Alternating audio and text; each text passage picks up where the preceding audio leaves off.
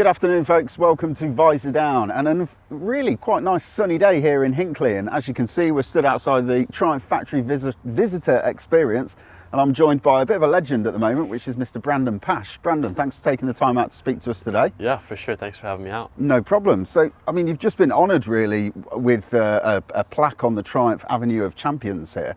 So the plaque is just behind you. You've just unveiled it with Steve Sargent from Triumph. You've got some big names that you're joining up here. How does that feel? Yeah, no, it's quite special to me for sure. There's Isle of Man TT winners, GP winners, and all sorts out here on the little Walk of Legends. So it's nice and for me to know that every time somebody walks in and out of this building, they're going to step over my stone. It's pretty sweet. It's a big thing to get done. I mean, we've got Evel Knievel down there, like you said. We've got Peter Hickman, Bruce Anstey, Billy McConnell, Gary Johnson. A lot of TT racers. Yeah. Have you ever thought about having a crack at the TT? Yeah, people ask me that all the time, if I'd ever do the TT, and it's crossed my mind a few times, but it's quite dangerous, and my personal sponsors and supporters have said, like, if I ever want to do it, they're going to not help me, so. Ah, right, So okay. at the moment, I'm on a bit of a ban from it, but for sure I want to go watch it and do a couple laps, yeah. Good stuff. So the Daytona 200 victory, it really thrust you into the limelight, especially here in the UK, because you were riding on a Triumph at the time, the Street 77765. The social media, it completely exploded when that came about. That finish, that last corner win that you took was absolutely phenomenal. Are you enjoying the extra attention that you're getting, or does it add pressure? Yeah, no, it's cool for sure. I take the extra attention. Yeah, of course it's pressure, like you have to keep performing, but at the end of the day, that makes me keep pushing in the gym in the week. So it's good for me, it's good for business. Of course, it helps out and gets more eyes on the sport, gets more eyes on me. And yeah, it's never really a bad thing. It's a bit hard to keep up with comments and stuff on social media, but that's a good problem to have, I guess. Yeah, no, that's a very 21st century problem to have. So you talk me through that, because I mean, you were sort of coming into the last couple of corners, you're in fourth place in that race. Yeah. At what point, when you were overtaking those bikes, because you got a phenomenal draft down to the finish line, at what point did you actually think, I could actually win this thing? Yeah, honestly, I didn't really think I could win it until I won it, you know? Like, really? It was one of those that you were like, man, this is going to be close. And yeah, it was very close, 007 to the line, 0.007. So it was a very fine margin of victory. And it's not easy to kind of judge those kind of gaps at 170 miles an hour. So. And Daytona's a crapshoot. It could go your way or it could not go your way. So it's very tricky, and it's hard to kind of line that draft up. But if you know what you're looking for when you're setting yourself up into the draft, then you can make it work most times, especially when there's multiple bikes in front of you. So 2 or 3 bike draft is definitely always ideal. Well, there was a couple guys in front of me, so got the slingshot. Definitely proved it on that one. We just watched the video of the last corner, and you were stood at the front watching the video clip as well. And I noticed that as soon as the race had finished, you glanced up at the scoreboard and sort of read your name at the top of it. That says to me that it might not have truly sunk in yet that you've won it, that you took the win. It's always, like, especially when it's that close at the line and you're going so fast, you can't really tell where the line is. I had a good feeling that I had won it, but you always got to double check and make sure before you start celebrating like a dummy on the cool down lap. So I had to just take a quick look and make sure that I had gotten it, and yeah. It was good seeing the 96 on top. So was that when you were on the cool down lap, you looked at one of the big screen scoreboards at the side of the circuit? Yeah, at Daytona there's a big square tower in the middle of the track, and it's just got numbers on it, so you can see top 15 on the board. So I just looked over at that and I was like, 96 on top, we're good. And then you knew you could start celebrating. Yeah. Then it was all fun and games. Fair play. Just a quick one, shifting back to racing across the pond. We've just had Daniele Petrucci move over from MotoGP, and he's now racing in the States. What do you think he can bring to that, and how do you rate his performances so far?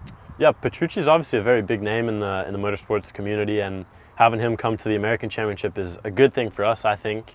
Obviously, it's not good that he's whooping everybody's butt at the moment, but it's good because he's bringing a lot more spotlight to our championship, and honestly, it's showing that our riders in America aren't so far off the pace, because we're keeping up with them. Like, there's a couple of guys at the front, Gagne and Peterson and Skoltz, they're actually putting up a fight. So I think a lot of people in Europe thought that Petrucci would come and just wipe up, but yeah, no, it's good for our championship all around. Whether he wins or doesn't win, it's good for us because he's bringing a lot of eyeballs to our sport. So anytime we can get more viewers, brings more money in and makes everybody else have a good day. So I can't complain about it. No, and just going on, you've got some friends or colleagues or racers that you've raced against from the States racing in Moto2 at the moment. Yep.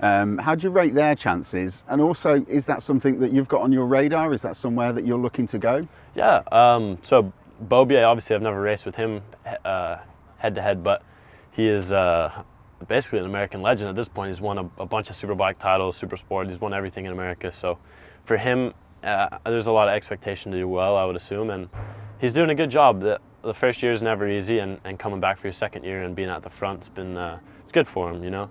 Fighting for race wins and pole positions already this year has been good, and same for Joe. I mean, Joe just won the last GP in Portugal, so it's good to see the American boys at the front, and yeah, it's always good. It makes us look better as Americans as well, having American riders do well, and obviously we're rooting for them being from America. So it's sort of pushing the profile and raising the profile of American riders. 100%. As a whole.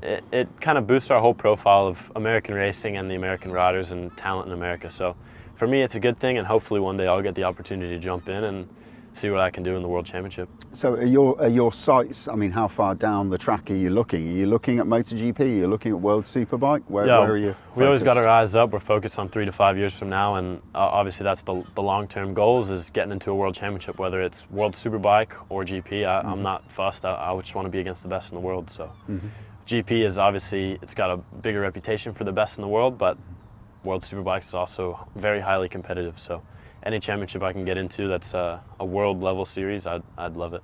I mean, they've both really got quite a lot of history with American riders, both MotoGP and World Superbike as well. So really, either one of them could be a natural fit. Yeah, no, for sure. I mean, GP, obviously, Nicky Hayden's a big name, and you go to World Superbike, we got Colin Edwards and Ben Spies. So yeah, either one would do for me, as long as you're on competitive machinery and you can get in at the right time. It's for sure a good idea to do it. So just you spent a bit of time racing in the UK in the BSB Championship. How did you rate that series? How easy was it to get used to it? And what do you reckon of the level of the riders in that as a national series? And the BSB Championship is the most competitive domestic series in the world, in my opinion. And honestly, I think that might be a fact. And it's not that the front boys are any faster than the front boys in any other series. I don't think.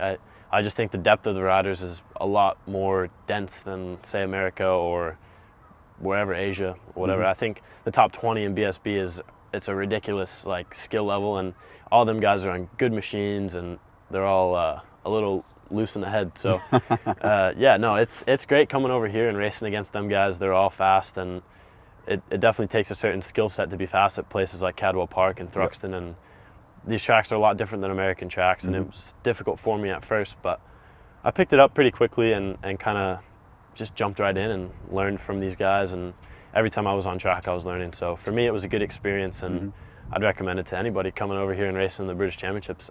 Amazing when it's good weather like this. So yeah, it tends to rain and the rain's not so great, but yeah, it's great on a beautiful day in the summer. It's amazing.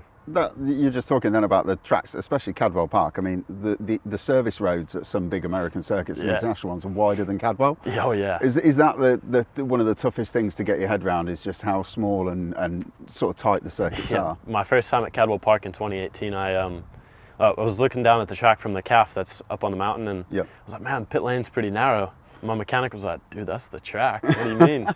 And I was like, oh no, this is going to be a long weekend. And it took me a little while to really figure it out, but for me, I ride a lot of go-kart tracks and stuff back home in Supermoto, so the adaptation period onto the smaller circuits like that, the real narrow tracks, it was quite quick for me.